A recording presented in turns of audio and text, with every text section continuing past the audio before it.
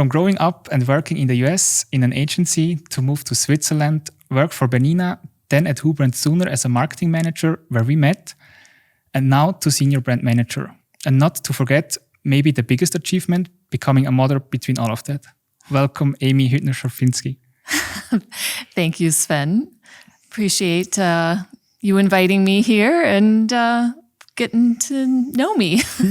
Appreciate you being here on the pilot episode, basically.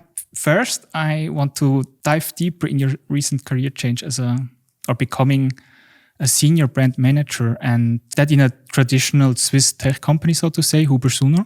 Mm-hmm. We have about 4,000 employees at 40 different places all over the world. Yeah. And a market cap of 2 billion. So how did that step feel for you? It felt great. I mean, to be totally honest, as you know, I was working at HUBER+SUHNER for 4 years in a similar position as you are now as a Marcom manager. And I noticed in my time here that there was a missing piece of the puzzle between what we do in marketing and the HUBER+SUHNER brand. And so I created this position and I pitched it both to Jim and to our CCO, Christiana, and they both agreed it was something that HUBER+SUHNER needed. The sun, moon, and stars aligned, and voila, as of July 1st this year, I was promoted to senior brand manager. So couldn't be happier. Branding is my passion, and I'm really excited to be doing branding for a B2B company, which has its challenges, as you know. Yeah. Maybe you can explain to me what are the branding goals now for HUBER+SUHNER with you in this new position? Well, right now we're really doing a brand strategy review. So we're really setting benchmarks and comparisons of where we are against our competition. And we have a group of 10 competitors in which we're doing an audit, a brand audit. So I'm currently analyzing all of that data. But just at a glance, we have room for improvement in terms of branding. Okay. But the goals would be really to set these benchmarks and KPIs and then establish a plan for moving forward to implement in 2026 and beyond.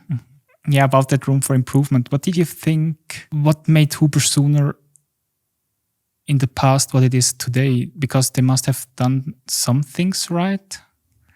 Oh, I mean, of course. I mean, HUBER+SUHNER is a long-standing company, has a great history here in Switzerland. And I think that legacy is something that's a strength of ours that we can bring forward to other regions that may not know who we are, like the US as an example. So absolutely, it works in our favor. And I also believe it builds validity and trust to the customer, knowing that we've been in business for so long that we're not going anywhere. Yeah, but still, yeah, you mentioned it, that's room for improvement. What would you have done differently starting maybe 20 years ago in this position? Where would you put the focus on? That's a good question. I mean, I think I would have really put the focus on the brand. And I don't know if that's ever been done at HUBER+SUHNER before. I mean, it has been, of course. I don't want that to come out negatively, but I think now it's just more at the forefront. And I think 20 years ago, I would have brought it more to the forefront and really given it the limelight that it deserves.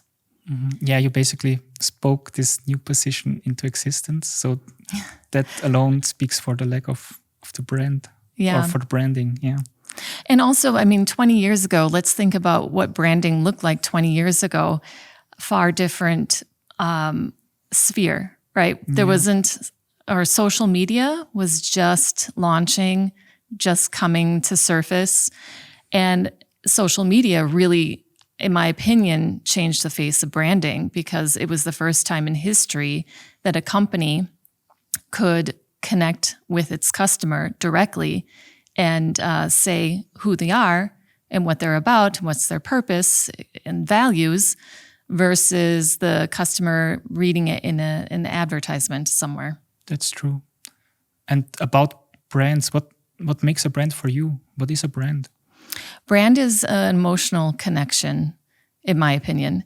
And marketing is promoting and building excitement, but the brand is the foundation. It's the emotional connection. It's the reputation of a company or a product or a service or a person, and. Yeah. I always describe it like as a kind of a gut feeling when you see it for the first time, because somehow you know in your gut if it's a good brand or not. And if you see it multiple times, that feeling develops in a good way or a bad way. And then in that way, you know whether the brand, the company is doing a good job. So it's hard to describe, actually. Yeah, yeah, I mean, if you see it over and over, then they're doing a good job of marketing too, right? Yeah. And the two really, marketing and branding, work together. And branding, like I said, I think makes that emotional connection to the customer. And what's your take about employer branding? And maybe you can explain how it's done differently in the US than in Switzerland, maybe because I think there's a little gap in between. I mean, there's a lot of differences in cultural differences in the way marketing and branding happen here in Switzerland and versus the US. Employer branding, I have to be totally honest with you right now. Employer branding wasn't a thing that I was familiar with in the US as I am today here in Switzerland. That's true. It came up with LinkedIn the most, I think, yeah. And it's during my time at Bernina, when I was working for Bernina in the US, employer branding, it was like an off comment made by the head of HR. He's like, oh yeah, I think we really need to beef up our LinkedIn presence. And I was like, and at the time I was responsible for Bernina's social media efforts. And I was like, yeah, put it on the list of things to do. And I was like, yeah, he's probably right.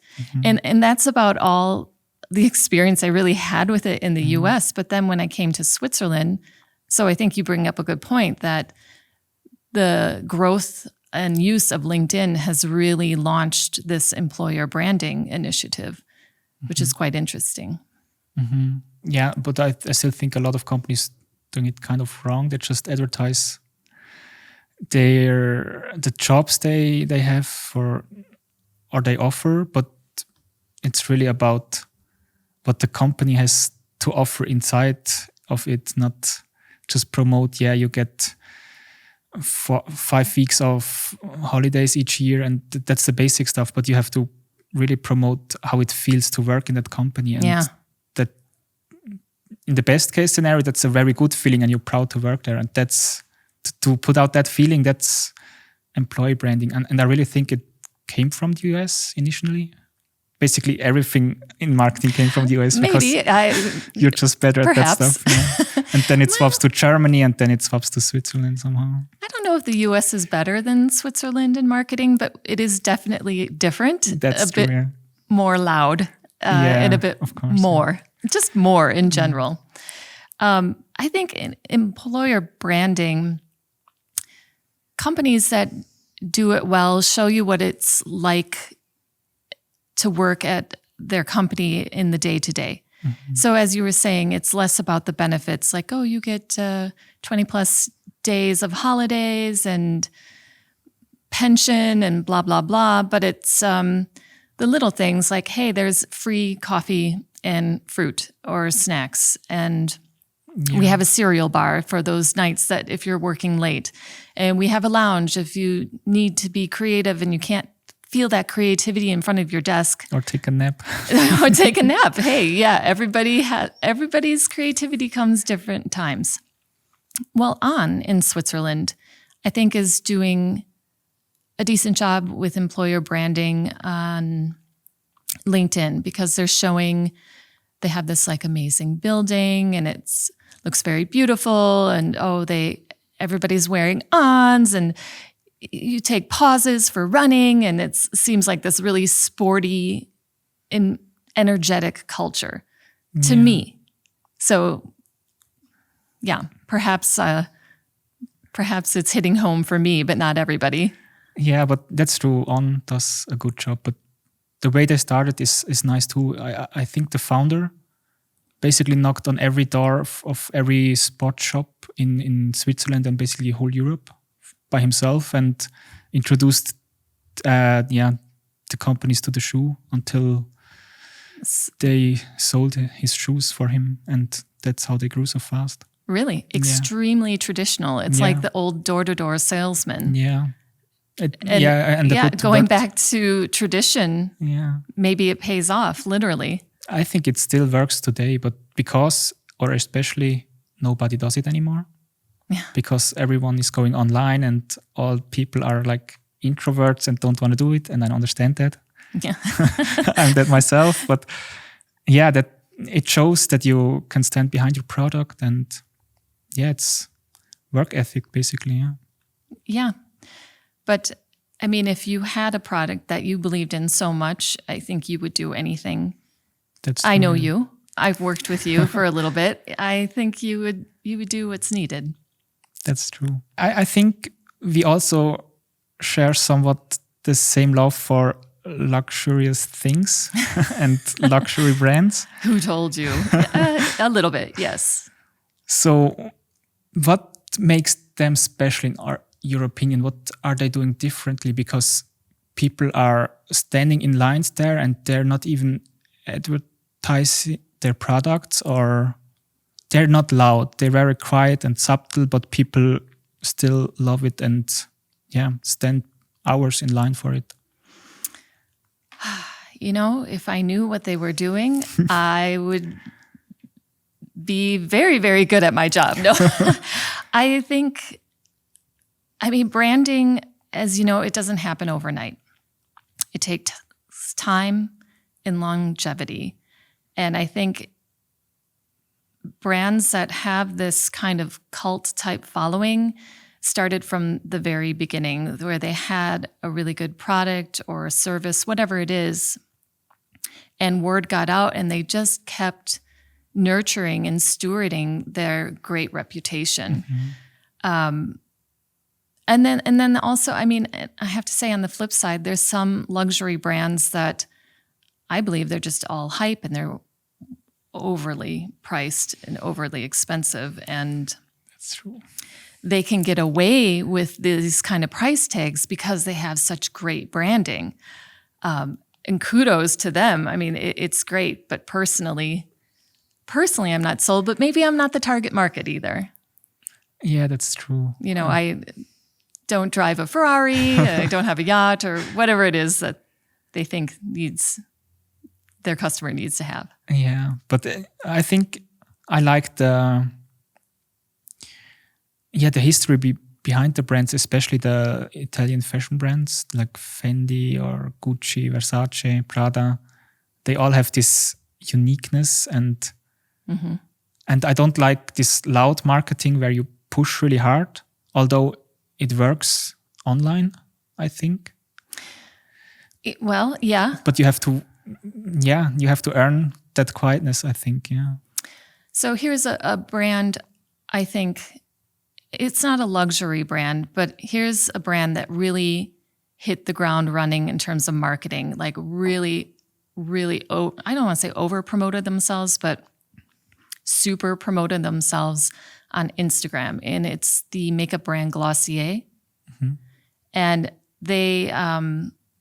it's a makeup brand for everyone. It doesn't matter if you're in your teens or in your 60s or 70s. They welcome every kind of face, body, what have you.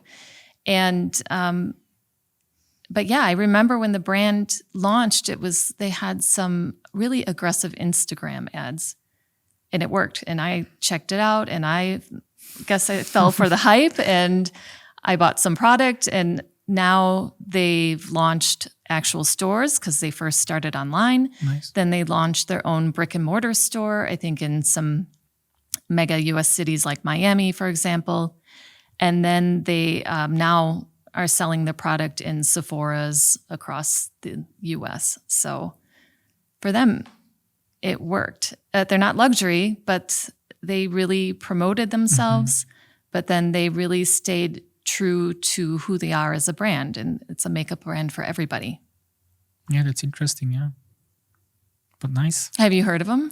No, not really. I Okay. know, yeah, the only word I was familiar with was Sephora. But they're also doing a good job with, yeah, especially attracting teenagers, basically. And that way I think they are also good at, they attract teenagers and then they stay customers through their whole life, basically. That's also a smart strategy. Yeah, I mean, Gap. Okay, so here's a brand that has, again, this is all my opinion. This is just what I think, but here's a brand that ages with its customer. So I was into Gap as a teenager in the 90s, and the older I got, I think they kind of updated their look and feel and their offerings. Maybe. Or they just come out with timeless and classic items that is attractive to a span of generations. Yeah. I'm not sure, but it is a brand, in my opinion, that it grew up with me and it's still around. You could say the same thing about Migros does the same thing here in Switzerland. They have a huge focus on the new generation. And also what I saw or heard that McDonald's created the Happy Meal and they priced it so that they don't make profit on it, but they invest in the future, so to say, that kids who had a Happy Meal will come back as adults. Really? Yeah, that's interesting. Yeah. When's the last time you purchased a Happy Meal? I still think they make a profit. 10, 15 years ago, maybe. Okay, yeah. I'm always a little surprised at how expensive a Happy Meal is with having 3 kids. Yeah, okay. Especially here in Switzerland, it's a bit higher priced. I don't visit them too often. Yeah, that's true. I only go because my kids want to. Otherwise, honestly, truthfully, I don't order for myself. Yeah, it's fine. Yeah, tastes are different. We talked about Gap and this, fashion brands and other brands. What makes a good marketing campaign, and how do you feel when a campaign you crafted your own really hits the spot? Well, the answer to your first question, what makes a good marketing campaign, it depends on what your KPIs and metrics are. But I would say a good marketing campaign, as the father of modern marketing, Peter Drucker, said, he comes from Chicago, a good marketing makes the act... I'm botching up this quote, but he said something along the lines of, it makes the act of selling superfluous. So a good marketing campaign results in a customer who's ready to buy, right? So I would say, one that really understands their target market and makes people want to buy. It elicits an action from the customer or the target. How do I feel when I've created a marketing campaign that ticks all those boxes?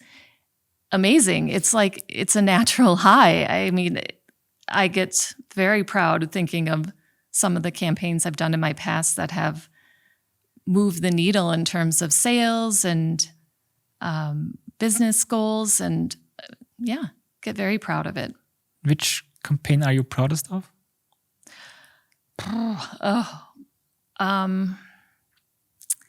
Good question. I'm very proud of the campaigns that I did during my tenure at Bernina of America.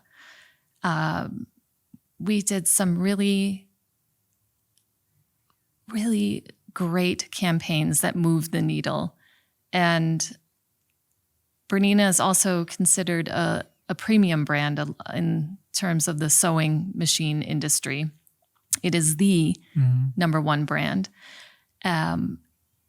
And we really upheld that premium brand look and feel in all of our marketing campaigns. And yeah, I couldn't tell you which one exactly. I do remember a campaign that we did. So we made a special edition sewing machine. And through my research, I discovered there was a connection for people who sew. They have pets. They love their pets. And so we did a pet edition sewing machine. Smart. And where the proceeds of the sales went to petfinder.com. So this was an organization for adoptable pets all over the nation in the US. Nice. So a bit of the emotional and tied with the business. And it really was something that I'll never forget. Although it was a bit polarizing, I have to say, not everybody liked it, but that's marketing. Yeah, the best campaigns have something polarizing on it, like the recent Sweeney ad. It's too. Oh yeah, I'm not quite sure what the big deal is. I think American Eagle got its time in the spotlight.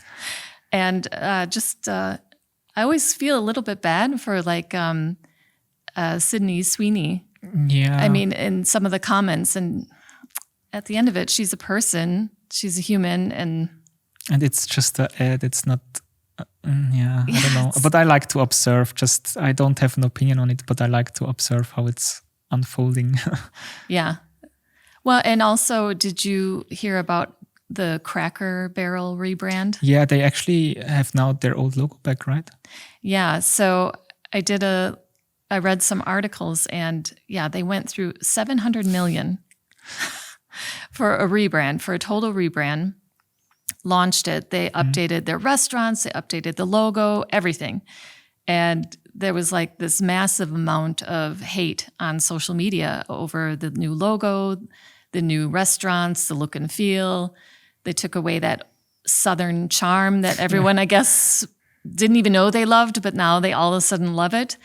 And within 24 hours, they reverted back. Yeah, that's crazy. So was it a rebrand failure, or was it a publicity stunt? You never know, but they get a lot for their money. I think they didn't had the actual ad spend, but the whole world knows about it now. And that's quite a thing to achieve. I think the last brand that did it was Jaguar, the car brand from England. Yeah. With their Vogue rebranding and switching to electric vehicles only. Oh. And they say they lost about 90% of customers. And now the CEO stepped back because they didn't sold any cars since the new campaign. But when it was launching, the whole world knew about it. And it was a statement from the CEO that they calculated that they take the loss for this year. And starting next year, they only produce electric vehicles for the new generation. And I think it's a bold move, and it takes time. And I don't think it was a bad idea, despite that might be a very unpopular opinion. Yeah. I mean, at least it was an idea, and it was a decision, and it was they went for it. It was a risk, and it paid off in some ways. Yeah, maybe a little too ahead of the time, though. Yeah, maybe we will see that. What advice would you give people or startups or companies that don't focus on brands to focus on? What advice would you give them? Where should they start? Start focusing on your brand. Don't forget the brand. Don't ignore the brand. It's not fluff. It's the foundation. to your purpose, your mission, your values as a company. So I think it's extremely important. And there's so many resources out there available to help you as a startup or to figure out who your brand is and what you want to be. Yeah, I think one of the most mistakes a lot of people and companies make is they are too beige. They are not left, not right. They want to be neutral like Switzerland. And they're a blend of everything and nothing. And this way, nobody will ever, It's like they're trying to be a jack of all trades. Yeah, but they're master of none. Trying to be exactly something to everyone. And eventually you just go unnoticed. Yeah. Or like a chameleon. They fear if they have strong opinions that basically every Swiss company I ever worked with had this big fear of a shitstorm that never happened because of online marketing campaign. Migros had its shitstorm recently because they fired a lot of people and they paid for past mistakes.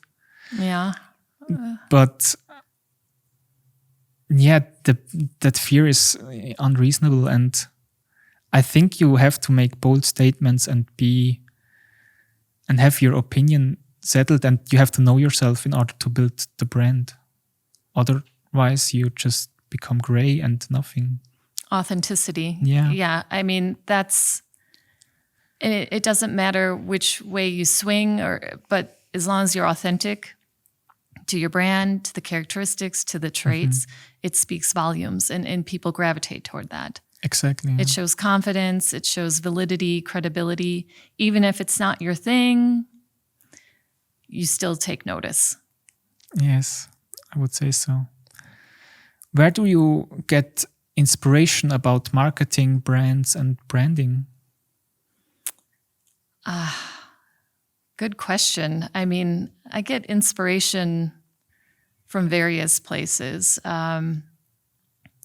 Often, watching the market and what the competitors are doing. I mean, it sounds like, I'm just copying, but keeping track of what they're doing can bring inspiration or ideas of either what to do or what not to do. There's several LinkedIn, I have to say. I just in my feed, now that I've updated my position as a senior brand manager, I'm getting all of these posts that I might like about branding. And there's quite a few people out there that I'm really drawing inspiration from.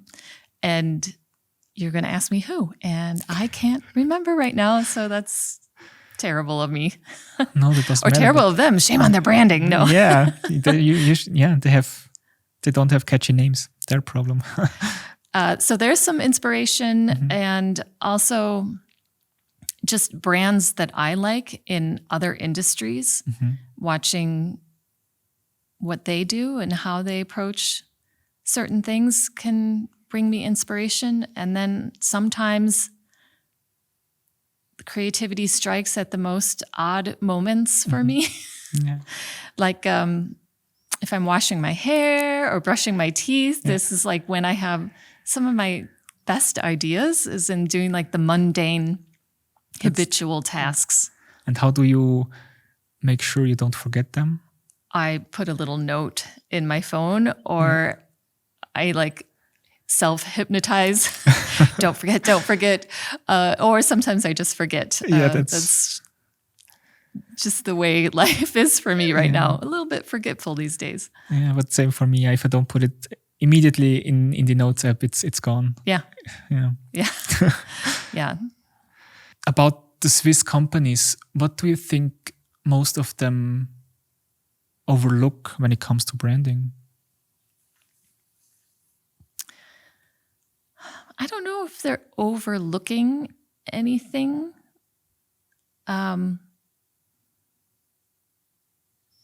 I feel like now that I'm here in Switzerland, I'm working for a Swiss company, I'm more familiar with other Swiss companies in the region or in the area. And I feel like, I hope this isn't offensive or anything, but it's like they're a dime a dozen. It's just one Swiss company seems to be the same. Like they're all B2B, highly technical or pharmaceutical. And the companies that you've probably taken for granted that interact with you in your everyday life, but you would never know.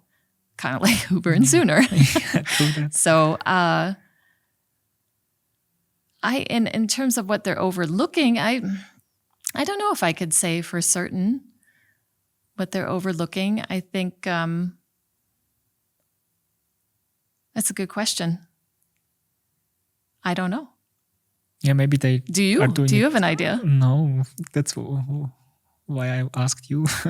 But I think, that's probably they're doing a good job, but it's just... Maybe it's... can only speak from my experience, is seems to be very little investment in marketing and branding, period. That's true, and it's always the first budget that gets cut if the business is not doing well. And I think that's a mistake. Yeah, I agree completely. It should be something that's a given. It should never be cut. And it's a shame when companies do that. Because one, people are losing their jobs usually, which is never a good thing. And then two, it's somebody who's in marketing and branding, it's just a shame. Yeah. And also, I think why it causes problems is oftentimes, especially here at Huber+Suhner, when we do campaigns, you don't see measurable results immediately. But that's a hard thing to track if you have only one person is your target group in a whole country, basically. And but if you get the LinkedIn comments from the right people and something is working, but it takes years. I mean, you have to plant the seed early, and you have to be consistent and consistently out there for a time period. There was a quote I once came across. It takes 5 years to become an overnight success.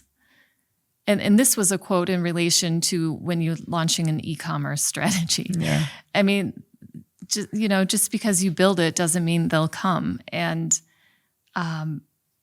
also, to your point, the results aren't noticeable. I mean, it's things that you really can't measure so well. And oftentimes it's not in sales or it's not in leads. But it's subtle, and I really think it adds to the cash flow of each company. And if you cut marketing budget, you won't see it maybe immediately, but you will see the cash flow degrading over time then, together with the marketing cap. Yeah. About Switzerland and the US, what would you say are the main differences in working here in Switzerland and the US? So, in Switzerland, you work to live. In the US, you live to work. Okay. I find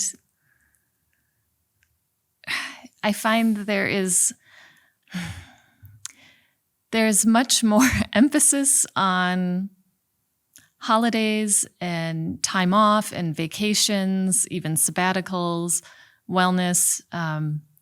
There's just a lot more time off given here than in the US. Mm-hmm.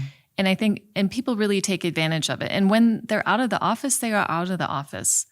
They're not, if you really need me, you can reach me by my cell. I'll be checking emails sporadically, And in the US, I think someone could be having a kidney transplant in the hospital up to the moment before the anesthetics is given. And then they're like, okay, I'll be out of pocket for 3 hours, but if you really need me, then in recovery, I can get back to you. I mean, I'm being totally facetious here, but there is a bit of a different, it's not even about work ethic. It's just, I feel burnout is almost rewarded in the US. And here it's really, companies really try to prevent it. Okay. Not to say it doesn't happen. I'm always fascinated how you and Jim, your former boss, my boss now, tell stories in such a capturing and fun and engaging way. And even, the most boring corporate meetings, you can, it's almost guaranteed that you will smile if you have meetings with you guys. And thank you. I wonder if that's, if that's the case in general in America, in companies, or if you are just special.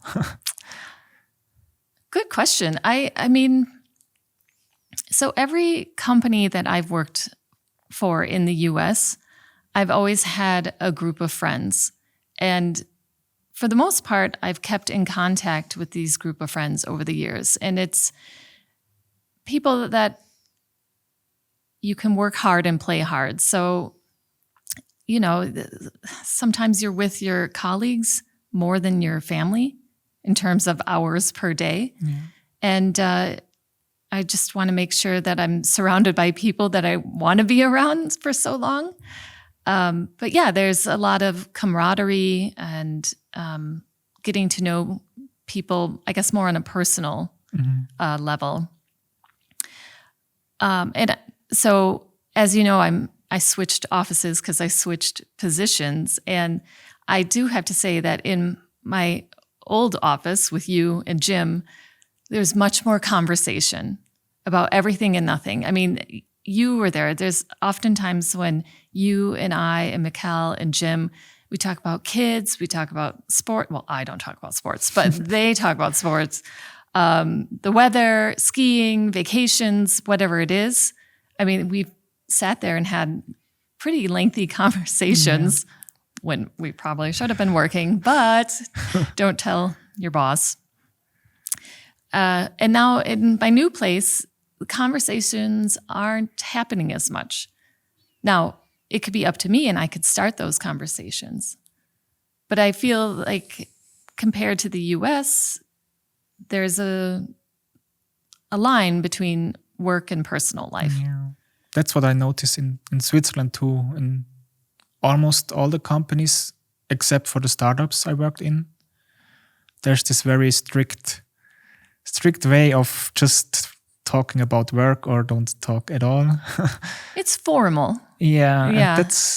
And in the startups, you have more this, like, it's just a bunch of friends working together, and it's weird, chaotic, but also very fun and stressful sometimes. But if the culture is like that, you don't notice the stress so much because you have so many friends around you. But I think that's important. Mm-hmm. And maybe that's something Swiss companies overlook, that they have to build that. And my opinion is that nobody is capable of working 9 hours straight. So you have to force people to take breaks and have these kind of conversations that are not about work. So you can refresh your mind a little bit. Well, there is definitely more coffee breaks in Switzerland than in the US. That I can say for certain. But I mean, at HUBER+SUHNER, I find there's a nice camaraderie here. Mm-hmm, I think there's a nice culture, and coffee breaks, conversations are easy and happen often. For me, maybe it depends on who you are and where you work. It could be different. That's true, yeah. To stay in the Switzerland-America comparison, Is there something you miss very bad work-wise or on a private base here in Switzerland from the US? I think professionally, what I miss is the approach to marketing. Like we talked about earlier, in the US, it's a bit more loud, a bit more. It's a bit more.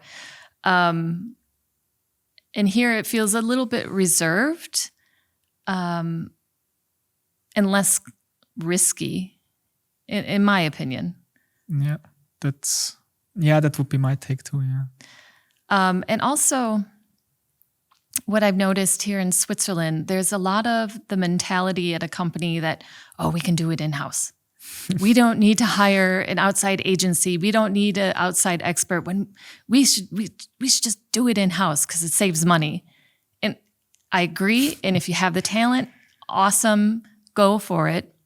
But sometimes you need that outside opinion or expert to help you achieve a certain challenge, in my opinion. And I felt, now I don't know if it's just times have changed, and maybe this is the same case it is in the US as it is in here, but I felt there was more engaging with partners and agencies in the US than here in Switzerland. Okay. And on a private base, if you don't mind me asking? No, I mean, of course, I mean, it's a given. I miss my family and friends. I mean, that's a given. And also, but in a comparison level, I think life in the US is very convenient. It's easy to get around. The stores are always open. Everything's always open. Yeah. There isn't this mad rush on Saturdays before 5 o'clock to get your grocery shopping in, or before 7 o'clock or 6 o'clock. So I felt life was a bit more convenient in the US. Of course, I miss my US desserts and sweets. You can't have a conversation with me without talking about cookies or cakes from the US. I really, really miss those, but I bake them when I can here. Yeah, no, I mean, there's a lot I miss, but then if I were to move away from Switzerland, there would be a lot I would miss about here as well. Yeah, there's a funny... I saw a funny meme about the Americans having a nice vacation in Italy and saying like they ate pizza, pasta all the time and much more than in America, and they lost weight. And then there was a comment that said, yeah, in America, you basically take the car to have a toilet break because you took many more steps in Italy and not in America. But because you drive everywhere in America. Yeah, it's true. You do. But it's convenient. I mean, what's nice here is that the public transportation system, you can get anywhere, even from the tiniest village on the top of a mountain. There's like a post auto or That's bus. True. In the US, it's not the case outside of a major city. Yeah, because everyone has a car, I think, yeah. Yeah, and there's just not the option for it. But yeah, I do way more walking, way more steps every day here than I would have in the US, for sure. Yeah, but there's pro and contra to all of it. Yeah, and I guess also, just quickly, the US, it's a very friendly place. Like, everyone is up for small talk. Yeah. You know, it's like, hey, like even the waitress at the restaurant, hey, how you doing? My name's Tiffany, and how can I help you today? La la la. Yeah. And here it's like no small talk. It's not that people are impolite or unfriendly, but it's just not the culture, not the way. So when I go back to the US and like the sales clerk at a store or the waitress at a restaurant strikes up the conversation, I'm usually like pouring my heart out or like talking to them about this, that, and everything. And yeah, I miss that. I miss that kind of kind of way of life. Yeah, they really put so much more effort in that in restaurants especially, or in cafes, or that's crazy. Yeah, you get treated like a family member, and it's a nice. The first time it was awkward for me because was it? Yeah, because I thought, okay, they want to get a heavy tip, I think. But then you go to more restaurants, and they really care about you, and they make you feel it. That's nice. And some do. Yeah, of then course. there's the not so nice. Yeah, of course. But the tip is most of the times, I think, already added to your receipt somehow. You cannot skip it. The math is done for you, but you still have to check, confirm. True. But yeah, and the tipping is different. The wait staff in particular, service staff, they don't get a high salary or a high hourly rate. And so they depend on the tips to make their living. And here, the pay is much more generous, as I'm told. So tipping is at your discretion. Yeah, that's true. And usually extra $5, or I'll round up to the next dollar, whatever it is. And in the US, it's 15 or 20%. Yeah, that's true. Yeah. And they always think for you. They make a restaurant visit so effortless. It's really nice. And or at least I don't. Usually on vacation, I like to have a kitchen somewhere where I can cook myself from time to time. Just it's more healthy. Yeah. But in the US, you don't want to do that because you miss out on this kind of connections. If you're feeling lonely, just go to a US restaurant and you'll brighten your day. Yeah. Was there anything hard to accept or adapt to here when you first came to Switzerland? Oh, yeah. I mean, I went through like ebbs and flows of highs and lows. I mean, so when I moved here, it was February 2020. And then 3 weeks later after moving here, I got married. And then a week later, after the wedding, the pandemic hit. Ooh. And the lockdown happened. And so I wasn't working. But I was home anyway, but like just adjusting to a new home and a new way of living on top of now being married again. And then also becoming a stepmom to 2 daughters on top of already being a mom to my son. So it was a lot of change. And then the language barrier. So I went to German school. I went up to B2, which is like an intermediate level, but I would really say my skill set is like beginning at A2. It's, for me, I don't know, there's just this, I have a real hard time with it because I get so afraid to say something wrong, and then I just avoid it versus facing up to my fears and just speaking it, no matter how terrible it might sound. So language barrier. And then, I mean, there are little things that you would never imagine. So like my first time getting into an elevator. So in the US, it's a ground floor, and here it's like EG or UG or -1. And I was like, whoa, I think I just stood there and I waited for someone else to push a button and see where I landed.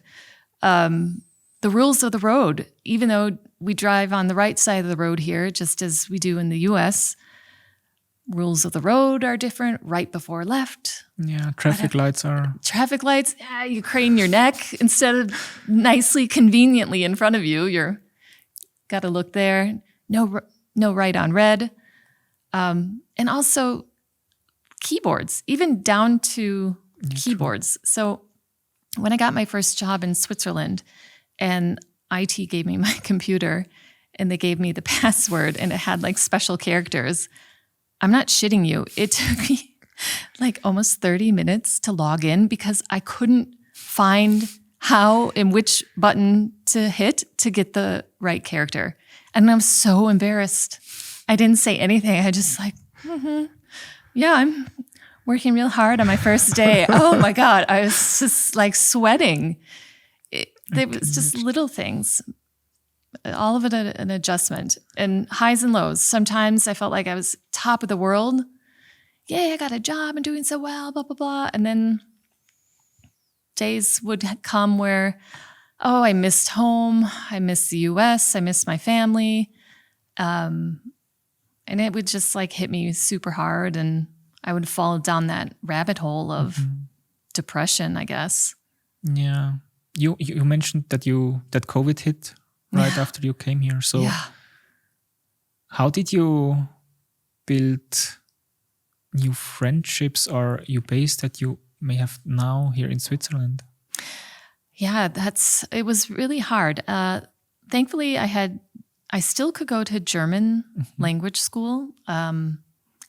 For part of the time it was online, but then the government here in Switzerland said, oh no, these people need to learn the language. So we are allowed to go to school. So I met some friends there. Some of them I'm in constant contact with. Some of them I haven't spoken with. And then through work, really. And I have to say, HUBER+SUHNER has been a really nice place, with Jim being from the US and having gone through exactly what I've gone through.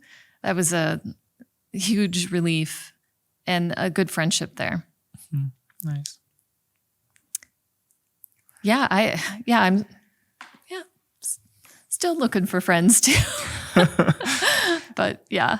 But would you say it's harder here to make new friends than in the US? I always wondered that, because I know a lot of people that moved to Switzerland and they said they had a very hard time making connections here. I mean, that's a good question. I think, so where I live in Switzerland, in St. Gallen, it seems to be a place that if you grow up in St. Gallen, you stay in St. Gallen. And so people have their lifelong friends, and they're not really actively seeking to build that circle of friends or engage with outsiders. And also, yes, I'm an Auslander, an outsider, right? And I think that makes it a bit more difficult. But then on the flip side, my new circle of friends are all outsiders too, right? So you find each other, and then friendships form because of the obstacles you face. But also, I think it could be an age factor. I felt it was much easier to make friends in my 20s than now, but... That's true, yeah. But maybe that's a skill you have to, or one has to relearn. But now that I have kids and there's school functions and birthday parties, I mean, there is an opportunity to meet other parents that are within a similar life stage, I guess. Yeah. So, but then here I do run into, well, they've been friends so long and they're very nice to me, but not friendly, I guess. Okay. Yeah. Okay. And the language barrier. Yeah, then Swiss people are not too open about speaking different languages. Yeah, that's true. The younger generation seem to have no problem. That's the cool. older generation, but I cannot complain no matter what, because I could try to speak German. Yeah, but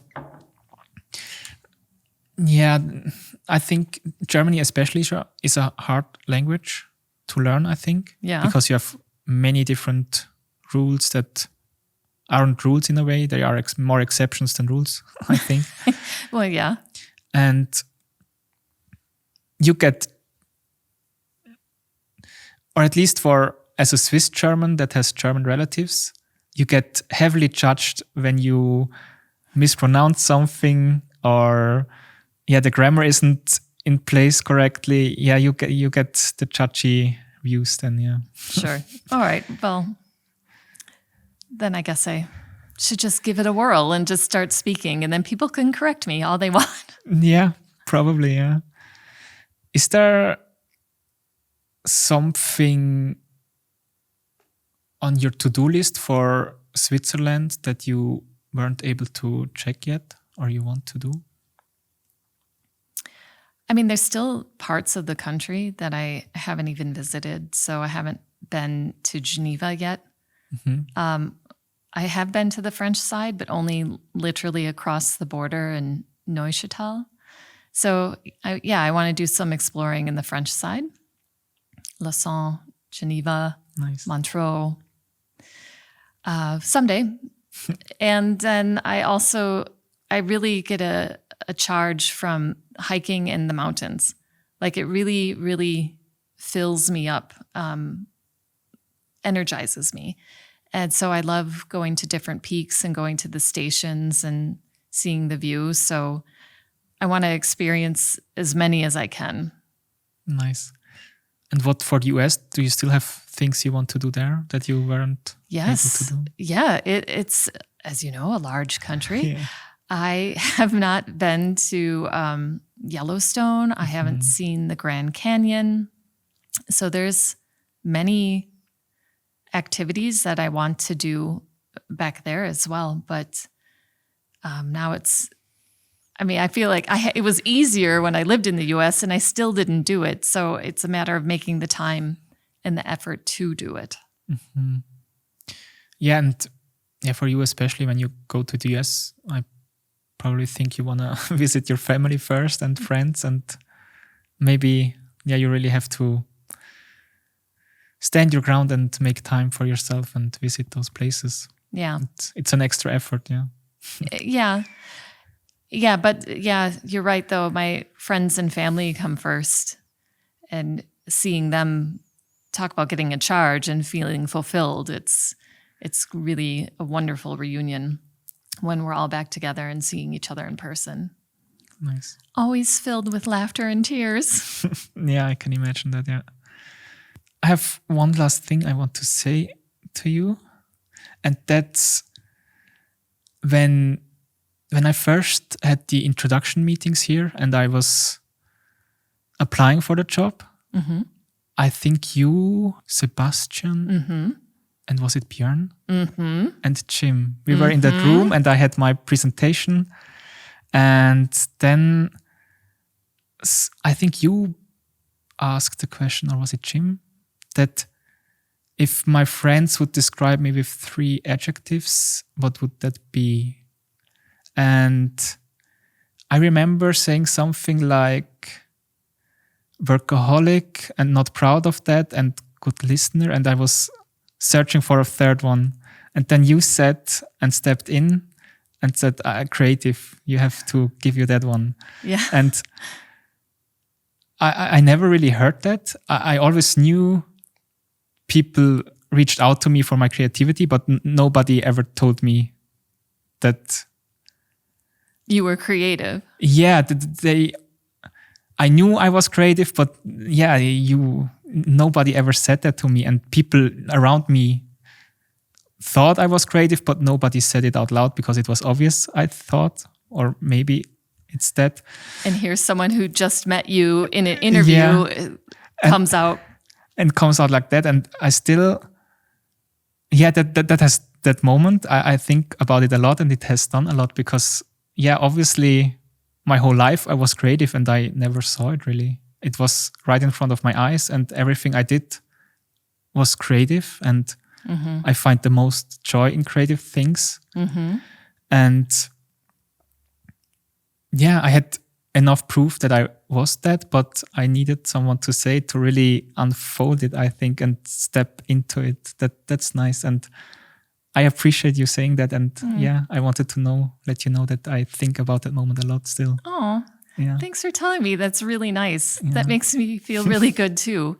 And I meant it because you had your presentation, and, of course we interviewed other candidates and they had their presentations, but yours was truly creative. And I could see that sparkle in your eye and that drive for creativity.